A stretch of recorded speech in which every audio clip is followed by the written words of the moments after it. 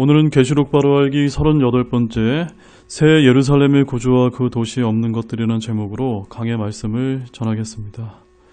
이제 이 계시록 바로 알기 시리즈는 오늘 이 시간과 다음 시간이면은 모두 마칠 예정입니다. 지난 2주 동안에는 성경절의 순서에 따라 새 예루살렘을 살펴보았는데 이번 주에는 성경에 나타난 새 예루살렘에 대한 다양한 표현들의 전체를 살펴보고 계시록에 나타난 새 예루살렘을 구조별로 다시 살펴보고자 합니다.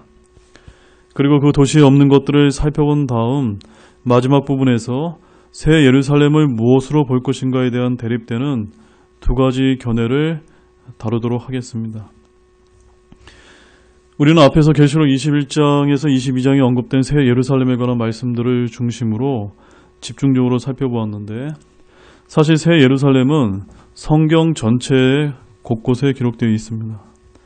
많은 말씀은 아니지만 우리의 영원한 거처가 될 이 도시에 대해 언급된 모든 말씀을 살펴볼 것입니다. 성도라고 하면서 앞으로 영원토록 우리가 거하게 될 이곳에 대해 잘 모르고 신앙생활을 하는 경우가 대부분입니다. 따라서 천국이라고 막연하게 생각하지 마시고 새 예루살렘이란 이 거룩한 도시에 대해 이미 앞에서도 자세히 다루었지만 좀 더 광범위하게 다루고 체계적으로 다시 한번 이 주제를 공부해보고자 합니다. 먼저 성경에 나타난 새 예루살렘에 대해 성경 전체에서 언급한 성경 구절들을 차례로 살펴보겠습니다. 첫 번째, 새 예루살렘에 대한 다양한 표현들을 보겠습니다. 먼저 1테크 1로 위에 있는 예루살렘은 우리들의 어머니입니다 라는 부분입니다. 갈라디아서 4장 26절을 보겠습니다. 그러나 위에 있는 예루살렘은 자유로운 자니 곧 우리 모두의 어머니라. 위에 있는 예루살렘은 우리 모두의 어머니라고 말씀하고 있습니다. 우리는 하늘에 계신 하나님을 아버지라고 부르고 그분을 경배합니다. 그런데 위에 있는 예루살렘을 우리 모두의 어머니라고 말하는데 이게 무슨 뜻일까요? 이것은 풍유라고 부릅니다. 영어로는 알레고리라고 이렇게 우리가 부르곤 합니다. 성경의 진리를 역사적 인물, 지명 등을 통해 그 의미를 빗대어 말하는 표현법인데 성경 스스로 그것들은 풍윤이라고 갈라디아서 4장 24절에서 말씀하고 있습니다. 성경은 아브라함의 첩 하갈과 아내 사라와 그들이 낳은 아이들을 통해 율법과 복음에 대해서 정확한 진리를 설명해 줍니다. 하갈은 이집트의 노예 여종입니다. 그녀가 낳은 아들은 육신의 자녀 이스마엘입니다. 그런데 이 하갈을 일컬어 아라비아에 있는 시내산, 지금 예루살렘으로 갈라디아서 4장 25절로서 첫째 언약, 즉 율법이라고 말합니다. 사라는 위에 있는 예루살렘이요 자유로운 여자요 그녀가 낳은 아들은 약속의 자녀입니다. 이 둘은 종과 자유인, 육신과 약속, 율법과 복음, 땅과 하늘, 땅에 있는 예루살렘과 하늘에 있는 예루살렘을 나타냅니다. 현재 유대인들은 하갈에게서 난 이스마엘과 같이 육신의 자녀들입니다. 그리스도인들은 사라에게서 난 이삭과 같이 약속의 자녀들입니다.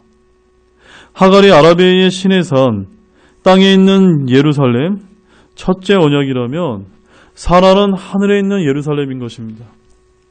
우리가 이삭과 같이 약속의 자녀라면 우리의 어머님은 사라입니다. 사라는 아라비아에 있는 시내산, 땅에 있는 예루살렘이 아니라 하늘에 있는 예루살렘입니다. 하갈은 땅에 있는 시온산, 예루살렘이며 육신의 자녀들, 종이 되게 하는 속박의 자녀들인 유대인들의 어머니이고 사라는 자유롭게 하는 자로 하늘에 있는 예루살렘이며 약속의 자녀들, 성령으로 낳은 자녀들인 그리스도인들의 어머니입니다. 그래서 갈라디아서 4장 26절 말씀을 보시면 그러나 위에 있는 예루살렘은 자유로운 자니 곧 우리 모두의 어머니라. 여기서 위에 있는 예루살렘은 자유로운 자니 이는 사라를 의미하는 것이고 우리는 약속의 자녀들을 가리키는 것입니다. 요한복음 1장 13절 말씀에 보면 이들은 혈통으로나 육신의 뜻으로나 사람의 뜻으로 나지 아니하고 오직 하나님에게서 태어난 자들이냐라고 말씀하고 있는 것처럼 우리 그리스도인들은 혈과 육으로 난 것이 아닙니다. 그리스도인들은 이 땅의 신의 산 예루살렘과 아무런 관련이 없습니다. 우리의 출생은 하나님 아버지와 하늘의 예루살렘과 관련되어 있습니다. 이 말씀을 곡해해요. 한국에 탄생한 사이비 이단이 바로 하나님의 교회라고 불리는 단체입니다. 이 단체는 신천지처럼 매우 사악한 단체입니다. 교주 안상홍을 아버지 하나님으로 믿던 자들이 교주가 죽자 그의 아내인 장기자를 어머니 하나님으로 숭배하고 있습니다. 성경에 어머니 하나님이 어디 있느냐라고 이렇게 물으면 그들이 제시하는 구절이 바로 이 갈라디아서 4장 26절입니다. 위에 있는 예루살렘, 하나님의 도시들, 땅에 있는 죄인이 한 여인에게 적용시키는 것은 어불성설입니다. 신천지는 말씀풀이가 많이 엉성하지만 하나님의 교회는 엉터리 가르침이지만 체계적으로 말씀을 이것저것 짜맞춰 놓아서 신천지보다는 체계적인 곳이라 보통 성도와 상대하기가 쉽지 않습니다. 그래서 말도 안 되는 해석 같지만 이해 속아 넘어가는 사람들이 부지기수오니 경계를 잘하기 바랍니다. 디도서 3장 10절 말씀에 이렇게 기록되어 있습니다. 이단인 자는 한두 번 훈계한 뒤에 거절하라. 그 다음에 1테크 2번입니다. 하늘에 있는 예루살렘은 하나님의 도시입니다 라는 부분입니다. 히브리서 12장 22절 말씀입니다. 그러나 너희는 시온산과 살아계신 하나님의 도시 곧 하늘에 있는 예루살렘과 무수한 천사들의 무리와 땅에 있는 시온산에서 율법이 나왔고 첫 언약이 맺어졌습니다. 땅에 있는 예루살렘의 성전이 세워졌습니다. 이것은 모두 유대인들과 연관된 것입니다. 그런데 신약 성도들은 시온산과 살아계신 하나님의 도시 곧 하늘에 있는 예루살렘과 무수한 천사들의 무리와 총회와 하늘에 기록된 처음 난 자들의 교회와 모든 것의 심판자 되시는 하나님과 완전하게 된 의인들의 영들과 새 언약의 중재자이신 예수님과 아벨의 피보다 더 나은 것들을 말하는 피 곧 뿌리는 피라고 히브리서 12장 22절에서 24절에 이렇게 뿌리는 피에 이르렀다라고 전하고 있습니다. 이렇게 하늘에 있는 시온산, 하늘에 있는 예루살렘은 교회와 연관되어 있습니다. 시편 48편에 나오는 그 하나님의 도시입니다. 우리는 모두 하늘에 있는 예루살렘으로 갑니다. 거기서 주님을 뵙고 주님을 섬기게 됩니다. 1테크 3번으로 새 예루살렘은 하나님으로부터 내려옵니다 라는 부분입니다. 계시록 3장 12절입니다. 이기는 자는 내가 내 하나님의 성전에서 기둥이 되게 하리니 그가 다시는 나가지 아니하리라. 또 내가 내 하나님의 이름과 내 하나님의 도시 곧 하늘에서 내 하나님으로부터 내려오는 새 예루살렘의 이름을 그 위에 기록하고 나의 새 이름을 그 위에 기록하리라. 여기서 하나님으로부터 내려오는 새 예루살렘이라는 말씀을 통해 이 도시는 사람들이 건축하는 도시가 아니라 하나님께서 건축하시고 내려보시는 것임을 알 수가 있습니다. 우리 주님은 우리를 위해 처소를 마련하러 가신다고 하셨고 다 마련되면 우리를 데려가 거기에 있게 하시겠다고 하신 도시가 바로 이곳입니다. 요한복음 14장 2절과 3절을 보면 내 아버지 집에 거할 곳이 많도다.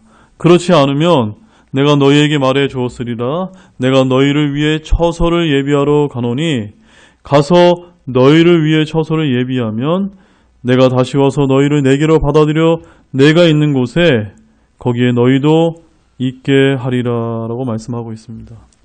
바로 이것이 하나님의 도시입니다. 이 땅의 예루살렘, 메카, 바티칸, 로마, 제네바 등 그 어디도 신의 도시가 아닙니다. 주님께서 친히 건축하신 도시, 하나님으로부터 내려오는 새 예루살렘이 바로 하나님의 도시요 우리가 영원토록 살게 될 거처입니다. 1테크 4번으로 새 예루살렘은 거룩한 도시이며 단장되어 있습니다 라는 부분을 보겠습니다. 계시록 21장 2절 말씀입니다. 나 요한이 봄에 거룩한 도시 새 예루살렘이 신부가 자기 남편을 위하여 단장한 것 같이 예비한 채 하늘에서 하나님으로부터 내려오더라. 이 말씀을 보게 되면 거룩한 도시 새 예루살렘은 마치 신부가 자기 남편을 위하여 단장한 것 같이 깨끗하고 아름답게 단장한 것 같이 예비되어 있다라고 기록되어 있습니다. 우리가 저 하늘에 가서 건축하는 도시가 아닙니다. 이미 하나님께서 건축하시고 단장해 두신 그런 도시입니다. 이 도시는 천한 몸, 땅에 속한 몸, 썩을 몸으로 들어가 살 수가 없습니다. 주님의 형상과 같은 부활의 영광스러운 몸을 입은 사람들의 거처입니다.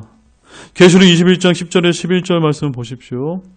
영 안에서 나를 데리고 크고 높은 산에 이르러 하늘에서 하나님으로부터 내려오는 저 큰 도시 곧 거룩한 예루살렘을 내게 보여주었는데 그 도시에 하나님의 영광이 있더라.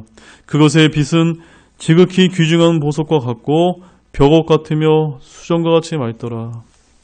요한에게 보여준 거룩한 예루살렘은 신부가 자기 남편을 위해 단장한 것 같고 하나님의 영광이 있는데 그 빛은 지극히 귀중한 보석과 같고 벽옥 같으며 수정과 같이 맑았습니다. 이 세상의 어떤 도시도 이와 같지 않습니다. 그 다음에 1테크 5번으로 새 예루살렘은 어린 양의 아내라는 부분입니다. 계시록 21장 9절을 보십시오. 마지막으로 7 재앙을 가득 담은 7병을 가졌던 7 천사 중 하나가 내게 와서 나와 이야기하며 이르되 이리로 오라. 내가 신부 곧 어린 양의 아내를 내게 보여주리라 하고. 우리는 교회가 어린 양의 신부라는 말을 많이 보게 됩니다. 그분의 피로 구속된 성도들, 거듭난 성도들은 지금 정혼한 처녀로서 모두 어린 양의 신부입니다. 그런데 새 예루살렘을 어린 양의 아내라고 말한다고 해서 새 예루살렘은 도시가 아니라는 주장이 나오게 된 것입니다. 뒤에서 자세하게 다루겠지만 새 예루살렘은 하나님께서 친히 만드신 문자적으로 존재하는 도시요. 그 도시 안에 그리스도의 신부가 거하기 때문에 어린 양의 아내라고 이렇게 부르고 있는 것입니다. 요한에게 어린 양의 아내를 보여주겠다고 말한 천사는 바로 계시록 17장 1절에서 큰 음녀 바벨론을 보여주었던 바로 그 천사입니다.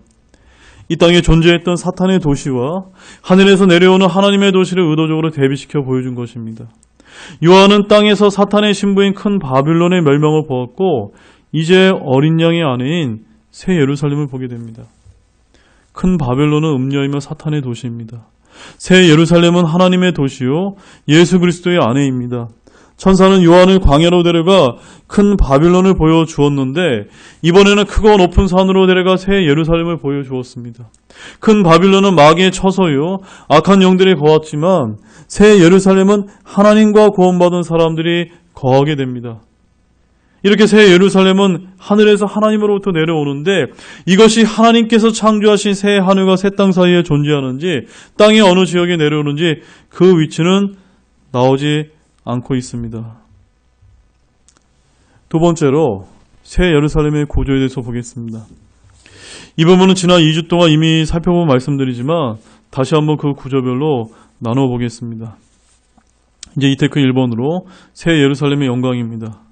새 예루살렘의 첫 번째 특성은 그 도시에 하나님의 영광이 있다는 것입니다. 계시록 21장 11절 말씀입니다. 그 도시에 하나님의 영광이 있더라. 그것의 빛은 지극히 귀중한 보석 같고 벽옥 같으며 수정같이 맑더라. 하나님의 영광의 빛은 지극히 귀중한 보석 같고 벽옥 같으며 수정같이 맑다라고 전하고 있습니다. 출애굽 때나 구약에서 하나님의 영광의 빛 가운데에는 아무도 접근할 수가 없었습니다. 그분은 너무나 거룩한 분이시고 인간은 더러운 죄인이었기 때문입니다. 예수님의 피로 깨끗해진 저와 여러분은 거룩한 새 예루살렘에서 하나님의 영광을 누리며 살게 됩니다. 이테크 2번으로 새 예루살렘의 구조를 보겠습니다. 이제 새 예루살렘의 구조를 상세히 살펴보겠는데요. 계시록 21장 16절 17절 말씀을 보십시오. 그 도시는 네모 반듯하게 놓여 있으며 길이가 너비만큼 길더라. 그가 그 갈대로 도시를 측량하니 12,000 스타디온이더라. 그것의 길이와 너비와 높이가 같으니라. 또 그가 그 도시의 성벽을 측량하며 사람의 치수 곧 그 천사의 치수에 따라 144큐빗이더라. 새 예루살렘은 네모 반듯하여 길이와 너비와 높이가 모두 같습니다. 길이와 너비는 12,000 스타디온인데 지금의 길이로 보게 되면 약 2200km 정도 되는 엄청난 길이입니다. 이 정도면 엄청난 크기의 도시란 사실을 쉽게 우리가 짐작할 수가 있는데요. 그런데 길이와 너비와 높이가 모두 같은 모형은 피라미드 구조밖에 없다고 저는 그렇게 생각을 하고 있습니다. 이에 대해서 앞에서 제가 몇 가지 견해들을 소개해 드렸는데요. 혹자는 피라미드 구도다, 이중 피라미드 구도다, 또는 정육면체 구조라는 등 다양한 견제들을 존재하고 있고 그것들이 이제 설명되고 있지만 저는 개인적으로 클라리스 라킨이나 알레이시 목사님의 견해처럼 새 예루살렘이 피라미드 구조라는 견해를 좀 더 지지하는 편입니다. 아무튼 이런 모형은 성전 내부에 하나님이 말씀하시는 장소와 같은 형태라고 열왕기상 6장 20절 말씀을 들어서 이렇게 말씀을 드립니다. 이 댓글 3번으로 새 예루살렘의 건축 외양과 건축 재료를 이제 보겠습니다.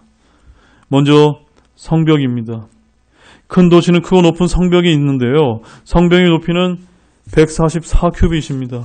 그리고 성벽에는 12기초가 있고 그것들 안에 12사도의 이름들이 있습니다.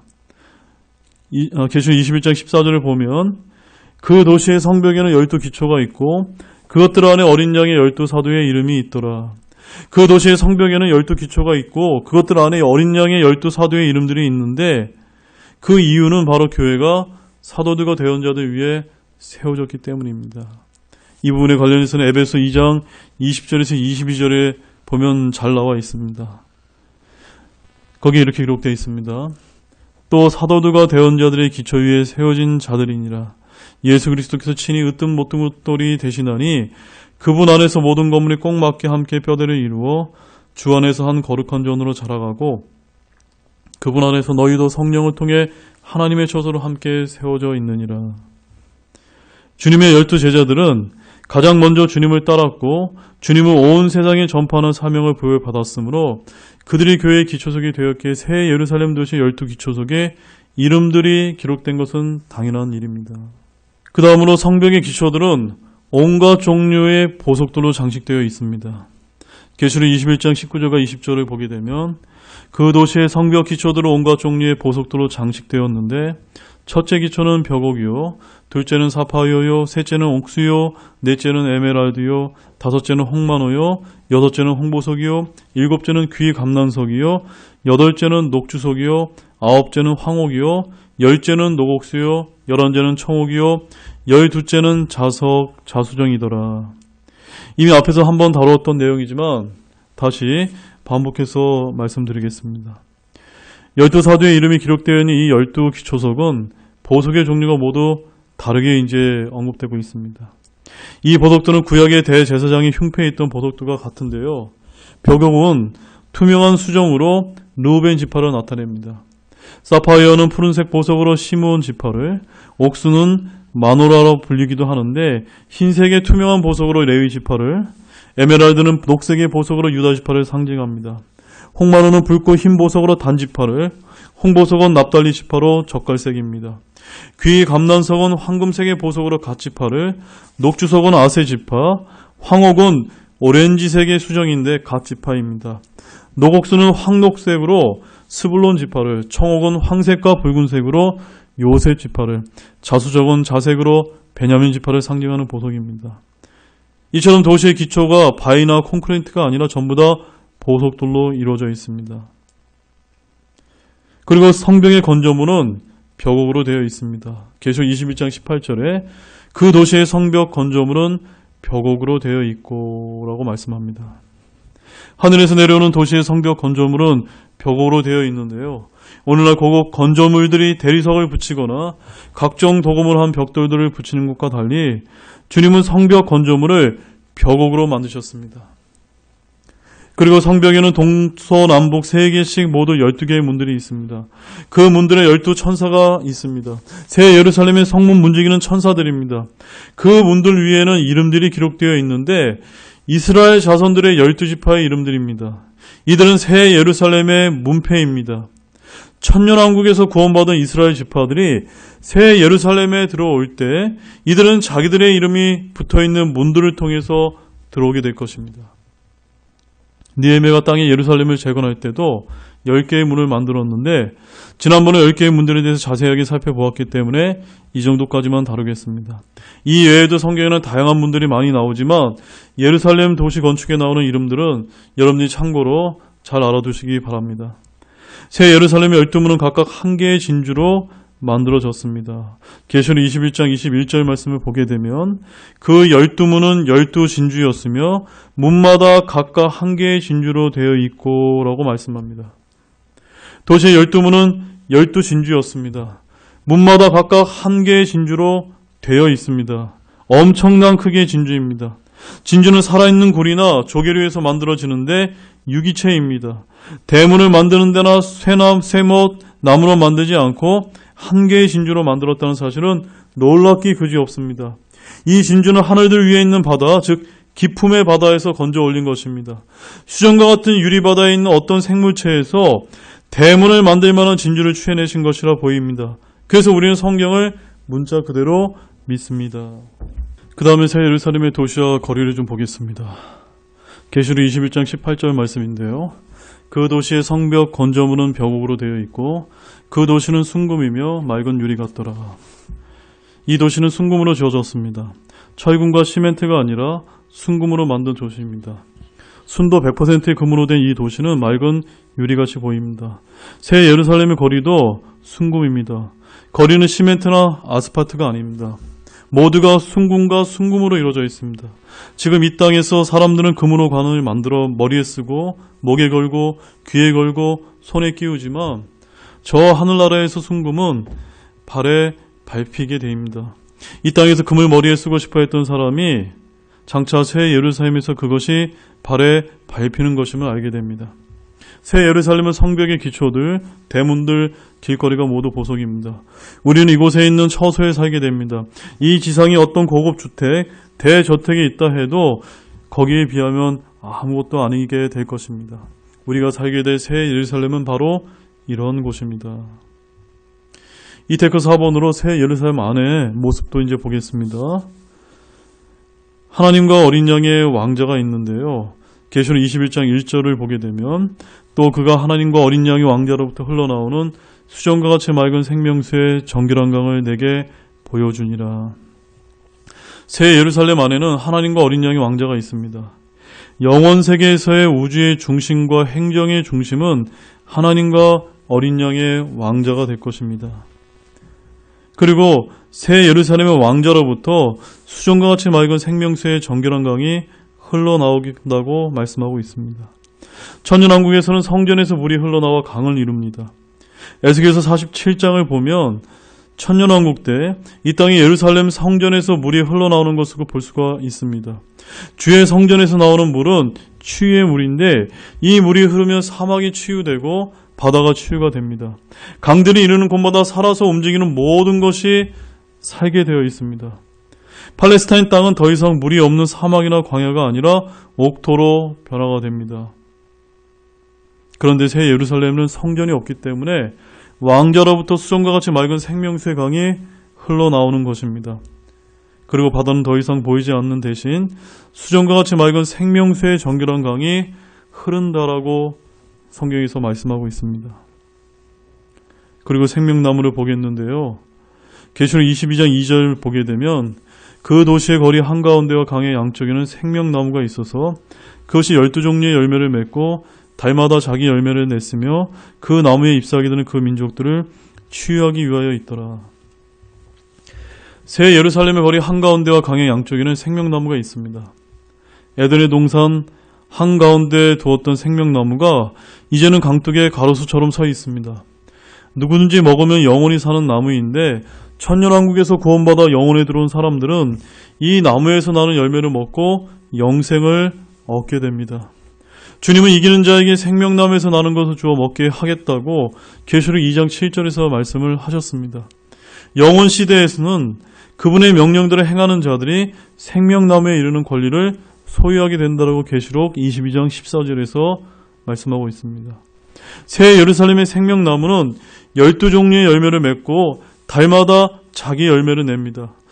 이 생명나무의 뿌리는 왕자에서 나오는 생명수에 닿아 있습니다. 그리고 핵심은 생명나무의 열매와 잎사귀들입니다. 2절을 다시 한번 보시게 되면 그 나무의 잎사귀들은 그 민족들을 치유하기 위하여 있더라. 구원받은 자들의 민족들은 생명나무의 열매와 잎사귀들을 필요로 합니다. 이들은 아담이 범죄한 후 허락받지 못했던 생명나무에 대한 권리를 받습니다. 하지만 그리스도의 아내인 우리는 생명나무의 열매나 잎사귀를 필요로 하지 않습니다. 우리의 몸은 영적인 몸, 우리 주와 같은 형상을 입었기 때문에 이러한 것들로 영생을 얻거나 치유를 필요로 하지 않습니다. 더 이상 사망이 없는 새하늘과 새 땅에서 육체를 입고 사는 사람들에게 필요한 것이 생명나무일 뿐입니다. 이들은 범죄하기 전 아담이 생명나무를 필요로 했던 것 같은 그런 상태입니다. 부활한 성도가 아닌 여기서 구원받은 민족들은 천년왕국에서나 영원세계에서나 범죄하기 전 아담과 같이 생명나무를 필요로 하게 될 것입니다. 그 다음에 세 번째로는 새 예루살렘에 없는 것이라는 부분입니다. 삼테크 1번으로 그 도시에는 성전이 없습니다. 바로 주 하나님 전능자 어린 양께서 도시의 성전이시기 때문입니다. 계시록 21장 22절을 보십시오. 또 내가 그 안에서 성전을 보지 못하였으니 이는 주 하나님 전능자와 어린 양께서 그 도시의 성전이시기 때문이더라. 지상에서는 이스라엘이 주님을 경배하기 위하여 성전이 필요했습니다. 성전이란 인간이 특별히 하나님을 만나기 위해 성별된 곳으로 하나님과 예수님께서 항상 함께 계신 새 예루살렘에서는 그런 성전이 필요 없습니다. 주 하나님 전능자와 어린 양께서 그 도시의 성전이기 때문입니다. 이 도시 전체가 지성소를 상징합니다. 따라서 새 예루살렘은 도시 전체가 성전으로 이루어져 있습니다. 그리고 삼테크 2번으로 그 도시는 해와 달이 필요 없습니다. 계시록 21장 23절입니다. 그 도시는 해와 달이 안에서 빛을 비출 필요가 없었으니 이는 하나님의 영광이 그 도시를 밝혀주었고 어린 양께서 그 도시의 광채이시기 때문이더라. 새 예루살렘에는 해와 달에서 나온 빛을 필요로 하지 않습니다. 하나님의 영광이 그 도시를 밝혀주고 어린 양께서 그 도시의 광채이십니다. 빛이신 하나님께서 그 도시를 환하게 비춥니다. 그래서 이사야는 일찍이 이렇게 말했습니다. 이사야서 60장 19절 말씀에 다시는 낮에 해가 내 광채가 되지 아니하고 달이 내게 밝은 광채의 빛을 비추지 아니하며 오직 주가 내게 영존하는 광채가 되고 내 하나님의 내 영광이 되리라라고 말씀했습니다. 이것은 새 예루살렘에 대한 대언한 말씀인데 사도 요한은 그 말씀의 성취를 본 것입니다.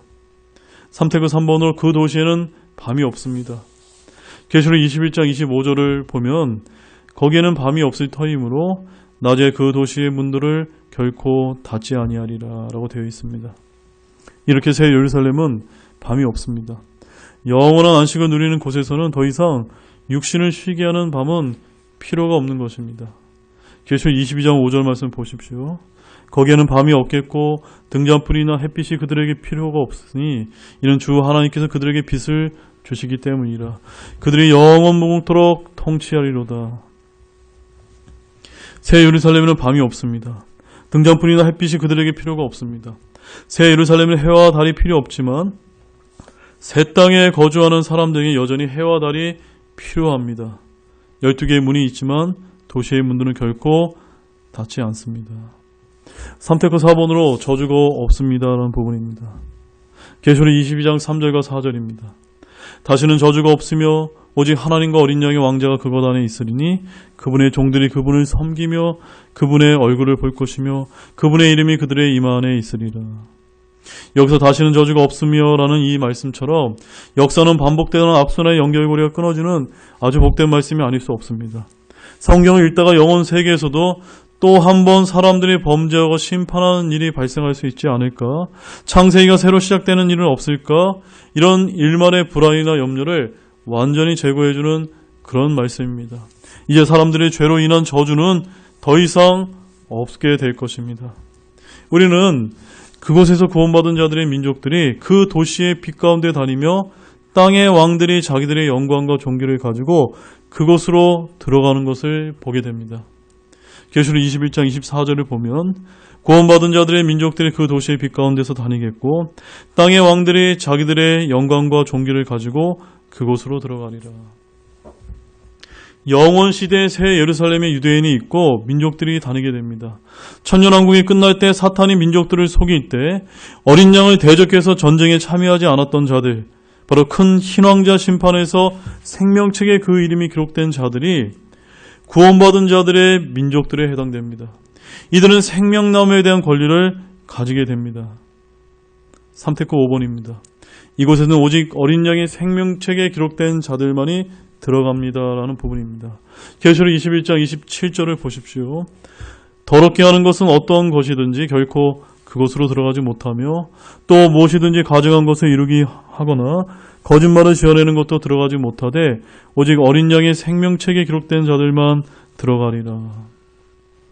그 도시는 거룩한 도시이기 때문입니다.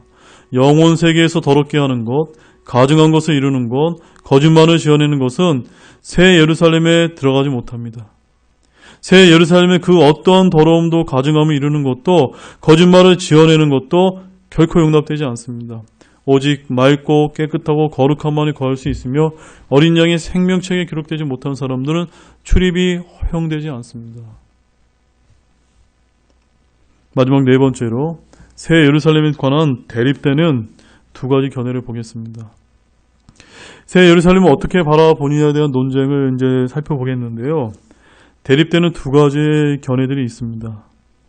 먼저 첫 번째 견해는 성경을 문자적으로 읽는 분들은 이 새 예루살렘을 도시와 그 안에 거하는 신부로 이해합니다.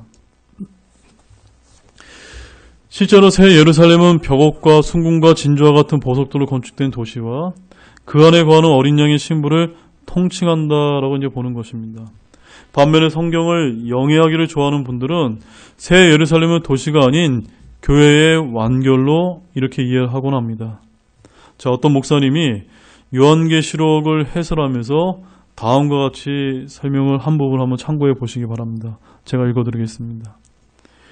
여기에 예루살렘이라고 하는 것은 눈에 보이는 도시를 말하는 것이 아니라 성도들의 총체적인 모임을 지칭하는 말입니다. 하늘에서부터 세상에 내려온다고 하는 것은 이 아름다운 성도들이 만들어진 것은 세상의 힘이나 지식으로 된 것이 아니라는 뜻입니다. 새 예루살렘이 눈부시고 아름다운 것은 이 세상에서의 고난과 성령의 능력이었습니다. 자, 어떻습니까? 저와 여러분이 해석하는 것처럼 문자적으로 이렇게 해석하는 것이 아니라 영해를 하고 있는 것입니다. 그래서 새 예루살렘을 교회의 완결로 보고 그렇게 인식하는 것을 고봉의 진리를 아는 것으로 말하는 위트니스의 리는 성경의 기본 제시라는 책에서도 이렇게 말합니다. 최종의 완성은 신부, 즉 어린 양의 아내이다. 거룩함 전체가 신부이다. 우리는 하나님을 섬기는 영적인 집으로 건축되고 그분을 나타내는 그리스도의 몸이 되기 위해 귀한 재료들로 변화되고 있다. 여러분은 예수 그리스도가 진짜 양이라고 믿는가? 이것은 우스꽝스러운 일이다.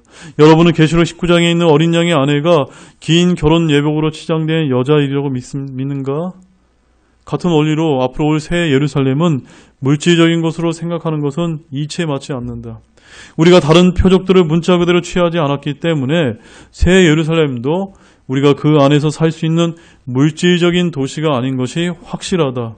그런 해석은 천연적인 것이다. 본래 이 지방교회를 시작한 워치만니 형제는요, 자신의 소책자 거룩하고 흠이 없어라라는 책에서 새 예루살렘을 도시와 그 안에 거하는 신부로 정의했습니다. 그러나 워치만니의 후계자라고 자처하며 그 어깨 위에서 더 깊은 진리를 보았다는 이 위트니스 리라고 하는 자는 도시를 빼버리고 교회의 완성을 새 예루살렘으로 정의하고 그렇게 성경을 읽지 않으면 진리에 있어서 얕은 인식을 가진 것으로 이렇게 치부했습니다. 참으로 안타까운 일이 아닙니다. 아닐 수가 없습니다. 왜 이분들은 새 예루살렘을 교회의 완결만으로 보는 것일까요? 첫째는 영적인 것을 너무 강조하는 것이기 때문입니다. 어떠한 귀한 진리도 지나치게 강조되면 빗나갈 수 있습니다. 그분들이 새 예루살렘을 도시로 보는 우리를 판단하면서 그들이 하는 말이 이와 같은데 한번 들어보십시오. 고작 금덩어리 방에서 우리를 살게 하려고 우리를 구원하셨는가? 그것은 아주 천박한 인식이다. 바로 우리가 하나님이 거하신 처소로 완결되는 것이 하나님의 계획이다. 이 이야기처럼 얼마나 고상한 개념입니까? 그러나 우리가 잊지 말아야 할 것은 하나님은 전에도 셋째 하늘에 실제적인 당신의 처소를 가지고 계셨고 영원 세계에서도 실제적인 처소를 갖는다는 것입니다. 구원받은 신자들만의 그분의 처소라는 말은 다른 쪽의 진리를 희생시키는 것입니다. 이 땅에서 그분의 처소는 신자들이었습니다. 그래서 신자들은 하나님의 집으로 지어져 갑니다. 그러나 그분의 원래 처소는 하늘입니다. 영원 시대에도 하나님의 처소는 거룩한 도시 새 예루살렘이 될 것입니다. 우리는 그 도시에 함께 영원토록 거하게 되는 것입니다. 그리고 두 번째 견해는 성경의 표현을 오해했기 때문입니다. 계시록 21장 9절에서 천사는 어린 양의 아내를 보여주겠다고 하면서 10절에서는 새 예루살렘을 보여주었습니다. 그러니 새 예루살렘은 완결된 어린 양의 아내가 아니냐 이렇게 생각하는 것입니다. 지난번에도 제가 여러분에게 말씀을 드렸지만 하늘은 하나님의 처소인데 때로 하나님과 동의어로 쓰입니다. 마가복음 11장 30절에 이렇게 기록되어 있습니다. 요한의 침례가 하늘로부터 왔느냐 사람들에게서 났느냐 내게 대답하라 하시매. 이렇게 새 예루살렘을 성경은 도시라고 말합니다. 성벽이 있습니다. 12문이 있습니다. 천사가 문을 지킵니다. 도시의 거리가 있습니다. 강이 흐릅니다. 생명수 나무가 도시 한가운데 생명수 강가에 심겨져 있습니다. 달마다 열매를 맺습니다. 민족들의 왕들이 드나듭니다. 잎사귀로 민족들이 치유를 받습니다. 이것이 도시가 아니라면 이런 것들을 어떻게 설명할 수가 있습니까? 아무리 그럴듯하게 영위한다 할지라도 이러한 것들을 설명할 길이 없는 것입니다. 그래서 이 모든 것을 많은 사람들이 상징으로 해석하는 우를 범하는 것입니다. 이러한 알레고리 풍유는 오리겐이라는 이집트 알렉산드리아 학자로부터 시작된 것인데 성경을 있는 그대로 읽지 못하게 하는 빗나간 성경 해석입니다. 우리는 성경을 있는 그대로 문자 그대로 읽어야 합니다. 그것이 좀 더 덜 영적으로 보인다 하더라도 성경이 도시라면 도시입니다. 그 도시를 어린 양의 아내로 부르는 것은 그 도시 안에 어린 양의 아내가 신부로 거하고 있기 때문입니다. 라고 보는 것이 정확한 성경 해석입니다. 어린 양의 아내, 즉 영광스러운 교회의 거처가 새 예루살렘입니다. 이제 결론을 맺겠습니다. 오늘 우리는 우리가 장차 영원히 살게 될 새 예루살렘을 여러 가지 다른 각도로 살펴보았습니다. 하나님께서 우리를 위하여 예비하신 처소입니다. 그곳에서 주님과 함께 거하게 됩니다. 우리는 성경 기록만을 통해 볼 뿐 그 영광을 요한처럼 있는 그대로 보지 못하는 안타까움이 있습니다. 그러나 사도 바울처럼 셋째 하늘에 올라가면 우리의 상상을 초월하는 그것을 보게 될 것입니다. 창세전에 그리스도 안에서 우리를 흠없고 거룩한 자로 만들 것을 예정하시고 마침내 우리를 구원하셔서 그 어린 양의 아내로 단장시키고자 장차 영원한 처소 새 예루살렘에 영원히 살게 하신 하나님과 주님께 감사와 영광을 돌립니다. 아멘. 이제 다음 시간에 요한계시록 바로 알기 결론 부분을 보고 이제 마칠 예정입니다.